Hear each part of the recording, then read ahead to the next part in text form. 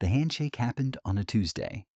Roger Callahan and his brother Dale shook hands with a land buyer named Harwick right there in the gravel lot beside the grain elevator, and that was it. 40 acres of bottomland on the south end of the Callahan farm was as good as gone.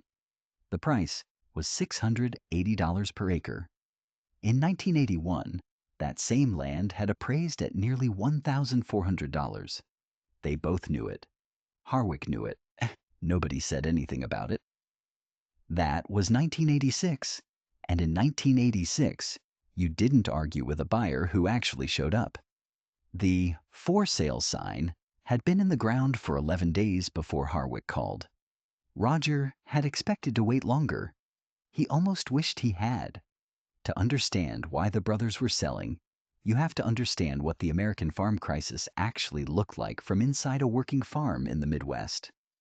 Not from a newspaper editorial, but from a kitchen table with a legal pad, a stack of loan statements, and a number that wouldn't stop growing. The Callahan farm ran about 340 acres in total. Their father, Edmund Callahan, had built it up through the 1960s and early 1970s, buying parcels as they came available, financing at rates that seemed reasonable at the time. By the late 1970s, the farm was carrying debt, but land values were rising fast enough that the paper equity looked strong. Banks were lending aggressively against that equity. Edmund borrowed to expand. So did nearly everyone around him. Then the bottom dropped. Commodity prices collapsed. Interest rates spiked. The prime rate hit 21.5% in 1981. Land values, which had been the collateral for nearly everything, started falling and didn't stop.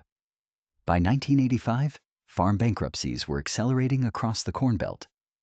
The FDIC was managing more failed agricultural banks than it had since the Great Depression. What had looked like equity was evaporating, and what had looked like manageable debt was suddenly sitting on top of nothing. The Callahan farm wasn't in bankruptcy. Edmund had been conservative enough and lucky enough to avoid the worst of the over-leveraging. But the bank, First Agricultural Credit out of the county seat, had called them in for a review in January of 1986, and the message was clear. Their debt-to-asset ratio had climbed to 58%. The bank's threshold for agricultural borrowers in good standing was 45%. The loan officer, a careful man named Strother, didn't threaten foreclosure. He didn't have to. He just laid out the numbers and said the farm needed to show improvement in its leverage position by October, or the credit line would be restructured. A restructured credit line meant higher rates and tighter terms. Higher rates and tighter terms meant the operating budget for the following year would collapse. Roger was 34. Dale was 31. Edmund was 67 and had handed over day-to-day operations 2 years prior after a hip replacement slowed him down. The brothers were the ones at that January meeting. They were the ones who drove home in silence, and they were the ones who sat down that night and started looking at what they could sell. The South Acre came up immediately. It was 40 acres of low-lying land on the farm's southern edge. It had been used intermittently. Some years it produced a modest corn crop. Other years it sat in grass. It wasn't the farm's best ground. Drainage was inconsistent. In wet years, the north end of that parcel stayed saturated long enough to reduce yield significantly. The brothers didn't love the ground and had never loved it. Selling it at any reasonable price would convert a depreciating asset into cash that could reduce principal on their highest rate loan. A 13.5% operating note that was costing them roughly $18,000 a year in interest alone. The math, as Roger laid it out, was direct. 40 acres at even $650 per acre was $26,000. Apply that to the operating note, reduce interest by roughly $3,500 annually, and the leverage ratio improves. Not dramatically, but enough to show the bank movement. Enough to keep Strother off their back for another year, while commodity prices, hopefully, then stabilized. It was a reasonable plan. The problem was that it was built entirely on the assumption that the South Acre was a straightforward sale. It was not. The first sign of trouble came from the county assessor's office, not from any attorney or accountant. The brothers had hired a local real estate agent named Paulette Marsh to handle the transaction. Paulette was competent and thorough, and 3 days after the Harwick handshake, she called Roger with a question that she framed carefully. "Roger, I'm pulling the parcel history on the South Acre, and there's a classification here that I want to make sure we've accounted for. Your father filed this parcel under the county's agricultural conservation use program back in 1982. Do you have documentation on that?" Roger didn't know what she was talking about. He called Edmund. Edmund, to his credit, didn't pretend he'd forgotten. He knew exactly what he'd done. In 1982, when the county had rolled out a conservation land tax classification program designed to encourage landowners to keep marginal or environmentally sensitive agricultural land out of intensive development, he had enrolled the South Acre. The enrollment reduced the property tax assessment on that parcel significantly, calculating tax on its conservation use value rather than its full market value. In years when land was still appraising high, that meant real savings. Edmund had been paying roughly $190 per year in property taxes on the South Acre instead of what would have been closer to $620 based on the 1981 peak assessment. That was the benefit. The obligation was a 5-year enrollment period, and the clause that Edmund apparently had not fully absorbed, or had absorbed and then set aside, was the tax recapture provision. When Roger asked what that meant, Edmund explained it quietly. If the land was sold before the 5-year commitment period ended, the county was entitled to recapture the tax savings from all prior years of the enrollment, plus interest and, in some cases, a penalty. The enrollment had begun in 1982. It was now 1986. That was 4 years in, 1 year short of the commitment expiration. Roger was quiet for a moment. Then he asked Edmund to walk him through the numbers.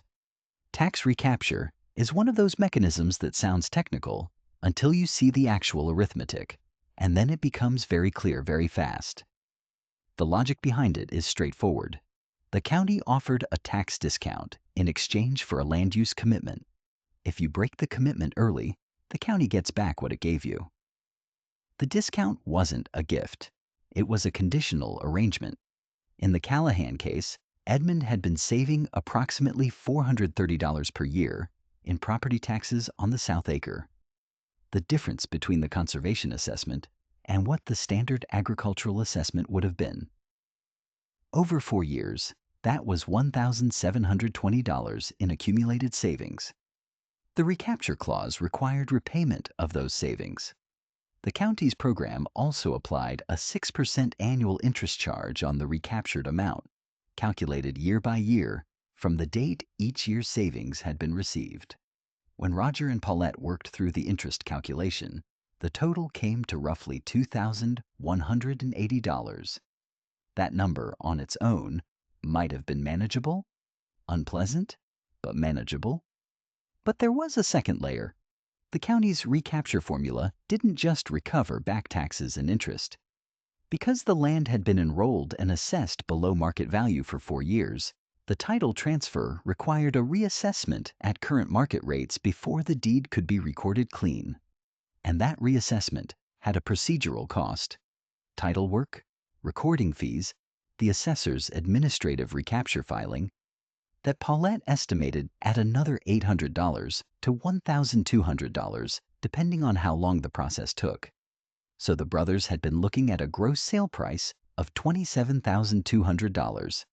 Harwick had agreed to $680 per acre, and they were now looking at a net that, after the recapture payment and transaction costs, was closer to $22,500, maybe $23,000 on the optimistic end.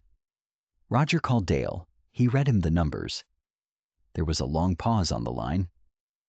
"That's almost $5,000 gone before we see a dollar," Dale said. "Closer to $4,700, Roger said. But yes, the operating note reduction dropped from $27,200 to roughly $22,500. The annual interest savings dropped from approximately $3,670 to around $3,000. The leverage improvement was real, but smaller, and Strother at the bank had been expecting a more significant move in the ratio.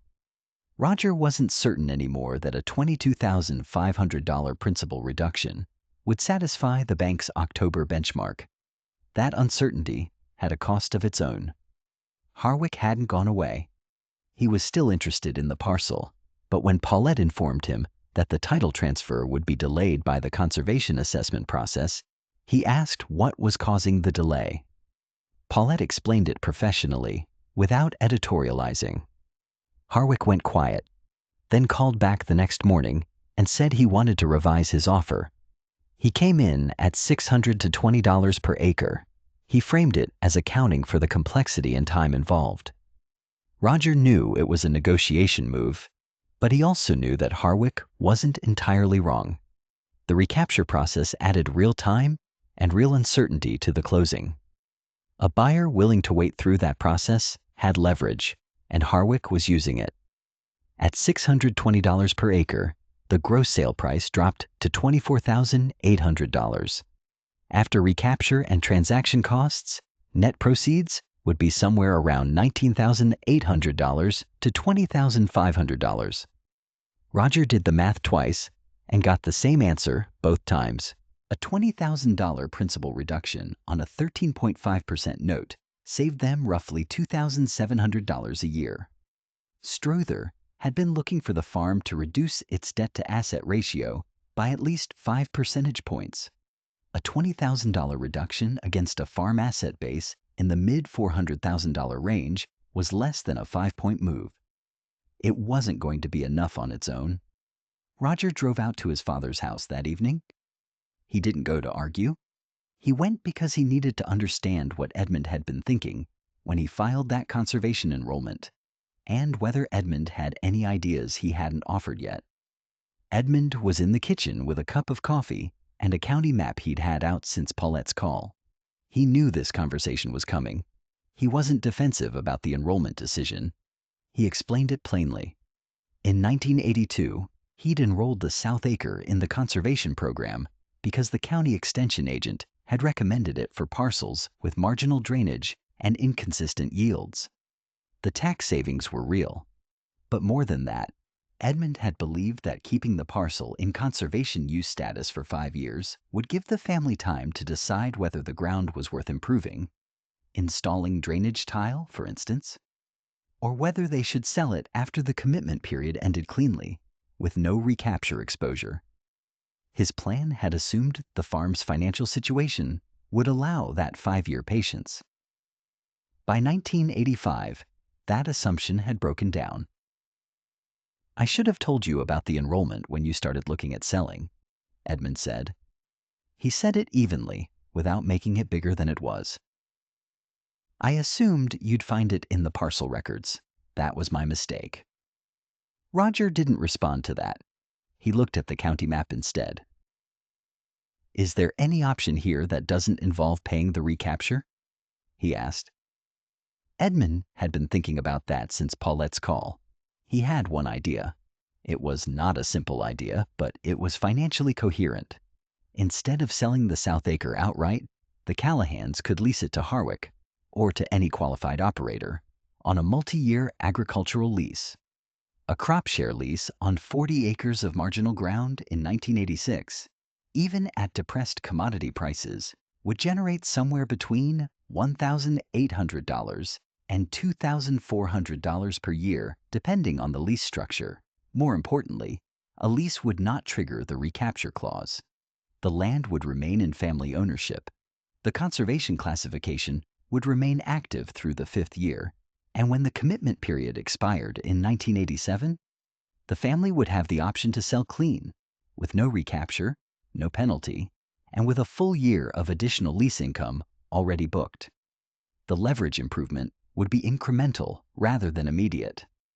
But it would be real, and it would not cost them $4,700 to access. Roger looked at the map for a while. He asked whether Harwick would consider a lease instead of a purchase. Edmund shrugged. That depends on what Harwick actually wants. If he wants the land long term, he might. If he just wants to flip it, no. Roger called Harwick the next morning. Harwick was, it turned out, a grain farmer himself, operating about 600 acres in the next county over. He wasn't a speculator. He'd been looking to expand his operation and had been watching land prices carefully for 2 years, waiting for an entry point. The South Acre appealed to him because it was adjacent to a parcel he'd been eyeing from another family that had already gone through foreclosure. When Roger laid out the lease option, Harwick was quiet for a moment. Then he said something that Roger didn't expect. "What are the lease terms?" They talked through it over the phone, then met at Edmund's house 2 days later. Edmund sat at the kitchen table with a notepad and walked through the structure methodically. A 3-year crop share lease. Harwick would pay the Callahans 30% of the harvested crop value annually, with a minimum cash payment of $1,900 per year, regardless of yield. Harwick would cover all operating inputs: seed, chemicals, fuel. The Callahans would retain ownership. The conservation classification would remain intact through 1987, and at the end of the lease, both parties would have the option to negotiate a sale at whatever the market rate was at that point. Harwick asked about the 1987 sale option specifically. He wanted a right of first refusal, a contractual guarantee that if the Callahans decided to sell after the conservation commitment expired, Harwick would have the first opportunity to match any third-party offer. Edmund said he'd agree to that. The lease was drafted by a local attorney over the following 2 weeks. It wasn't complicated. 3 years, minimum annual payment, right of first refusal, standard agricultural lease provisions for the state. The county assessor confirmed in writing that the conservation classification would remain active under a lease arrangement, and that the 5-year commitment would expire in April 1987 as scheduled, at which point no recapture obligation would attach to any future sale. The brothers brought the lease agreement to Strother at the bank in late July. Strother reviewed it carefully. He asked several questions about the minimum payment terms, the lease enforcement mechanism, the conservation status documentation. Then he sat back and looked at the brothers. "This doesn't give you the immediate principal reduction we talked about," he said. Roger acknowledged that. He also walked Strother through the alternative. The actual net proceeds from the sale after recapture, which would have been roughly $20,000, not the $27,200 the brothers had originally projected. He showed the arithmetic on paper. Strother looked at it. "You were going to bring me $20,000 and call it a fix," Strother said. "It wasn't an accusation. It was just an observation." "We thought we were bringing you $27,000, Dale said. "That's the problem," Strother replied. The bank didn't immediately release the credit pressure, but Strother agreed to extend the October deadline to March of the following year, based on the documented lease income and the clear path to a clean sale in mid-1987. He made clear that the farm needed to show additional debt reduction by then, from operational cash flow, commodity sales, or other means. But the extension bought the brothers 8 months they hadn't had before. The 1986 harvest came in modestly. Corn prices remained depressed. The Callahans made their loan interest payments on time, reduced some principal on a smaller equipment note, and collected the first year's lease payment from Harwick, $1,900 in cash, paid in November. By February 1987, the farm's leverage ratio had moved from 58% to just under 53%. Strother acknowledged the improvement and did not pursue restructuring. The South Acres conservation enrollment expired in April 1987. The Callahans exercised no immediate sale. They let the lease run through its second year, collecting another $2,100 based on a slightly better harvest. In the fall of 1988, land prices in the county had stabilized, not recovered but stopped falling, and Harwick exercised his right of first refusal at $740 per acre. The brothers accepted. 40 acres at $740 per acre was $29,600. No recapture, no penalty. Transaction costs were standard. Roughly $900. Net proceeds were $28,700. Compared to the 1986 scenario, $19,800 to $20,500 net after recapture, in a sale that might not have satisfied the bank's leverage requirement anyway. The difference was somewhere between $8,000 and $9,000, plus 2 years of lease income totaling roughly $4,000, plus no forced concession to Harwick's revised offer. The farm carried that difference? There's a certain kind of mistake that keeps showing up in the histories of farms that failed during the 1980s, and it's not the mistake people assume. It wasn't laziness. It wasn't ignorance of farming. Most of the families who lost operations during the crisis were competent farmers.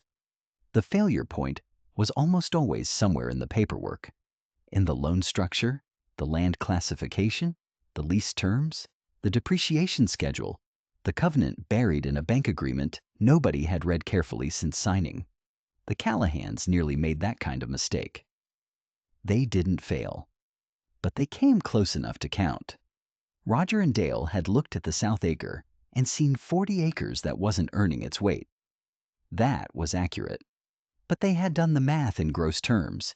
$680 per acre times 40 acres. Without first pulling the full parcel history, they had assumed that because Edmund had been paying taxes on the land for 4 years, the land was clean to transfer. That assumption cost them nearly $5,000 in projected proceeds before they caught it. Edmund had made his own miscalculation. He'd enrolled the land in a 5-year program without fully communicating the recapture exposure to the people who would eventually be responsible for decisions about it. He had trusted that the parcel records would speak for themselves. Records don't speak. Someone has to read them. The conservation land classification itself was not a trap. It was a tool that had worked as designed. It reduced tax exposure for 4 years on a parcel that wasn't producing at full capacity. The recapture clause was simply the other side of that arrangement, the mechanism that kept the county's tax incentive from being exploited. The problem wasn't the structure. The problem was that the brothers were making a $27,000 financial decision without understanding the legal history of the asset they were selling. Gross price isn't net value. That distinction didn't cost the Callahans their farm, but it cost them a significant amount of time, stress, and near-miss exposure that a single afternoon in the county records office would have prevented. The other thing worth sitting with is the lease structure itself. The brothers had not thought of a lease. They had thought of a sale because a sale produces immediate capital, a check, a closing, a number on a ledger that the bank can see. That's a reasonable instinct during a liquidity crisis. But it's an instinct that conflates cash today with value over time. A lease doesn't eliminate debt. It doesn't produce a single satisfying moment of reduction. It is slow, incremental, and requires patience that crisis conditions make very difficult to sustain. Edmund's suggestion to lease rather than sell was strategically sound, but it was only sound because the Callahans were not in acute foreclosure danger. They had months, not weeks, to work with. Families in worse shape didn't have that margin. For them, a lease might genuinely have been impractical. But the larger lesson holds regardless of circumstance. Liquidation during a land downturn locks in the lowest point of the market. The Callahan farm sold the South Acre in 1988, 2 years after the intended 1986 sale, at $740 per acre instead of $680. That's a $60 per acre improvement. On 40 acres, that's $2,400. The land market in 1988 wasn't recovered, but it had stopped falling. Patience, when it's financially possible, has a dollar value. Selling doesn't always solve leverage. Sometimes it just trades one problem for a smaller version of the same problem, while permanently removing an asset that might have been worth more later. Strother, for his part, wasn't wrong to push the farm toward improving its leverage position. A 58% debt-to-asset ratio in 1986 was a genuine risk signal, and a bank that ignored it would have been doing the Callahans no favors. The tension between Roger and Dale on one side and the bank on the other wasn't a conflict between good and bad actors. It was the natural friction of two parties trying to manage risk under genuine uncertainty. The bank needed the farm's balance sheet to improve. The farm needed enough time to improve it without making a structural error. What nearly went wrong was the communication inside the family. Edmund's knowledge of the conservation enrollment, sitting in his mental files 4 years after the fact, was exactly the kind of information that needed to be on the table the moment selling the South Acre became a serious option. It almost wasn't. That gap between what one generation of a farm family knows and what the next generation has been told is one of the most consistent structural vulnerabilities in family agricultural operations. It's not unique to the 1980s. It still shows up. The transfer of a farm isn't just the transfer of land and equipment. It's the transfer of legal history, financial structure, and institutional knowledge about decisions that were made years before the next generation was making decisions. When that transfer is incomplete, the missing pieces don't stay hidden. They emerge exactly when the pressure is highest and the margin for error is smallest. Taxes don't shout. They wait. The Callahan farm kept operating after 1988. It wasn't a triumphant recovery. Commodity prices didn't surge, and the leverage ratio stayed above the bank's preferred threshold for several more years. But it kept operating. By 1991, the debt had been reduced enough that the annual interest burden no longer threatened cash flow in a bad crop year. That was the benchmark that mattered. Not a recovered land market, not peak yields, just enough margin to absorb a bad year without losing the operation. Roger and Dale kept farming together. Edmund stayed out of the operational decisions, but remained available when they had questions about land history or the older loan documentation. They made a formal arrangement, informal by most standards, just an agreement between the three of them, that any parcel on the farm would be pulled from the county records and reviewed before any sale or financing decision was made. It was a simple practice. It cost them an afternoon at the county office every time they needed it. It cost them nothing compared to what they almost paid for not doing it in 1986. They saw a field to sell. He saw a structure they almost broke. If you find value in stories like this, the real mechanics of how American farm families navigated the hardest years, the financial structures they didn't fully understand, and the decisions that separated the ones who kept going from the ones who didn't, consider subscribing. These are the stories that don't make the national headlines, but they're the ones worth understanding.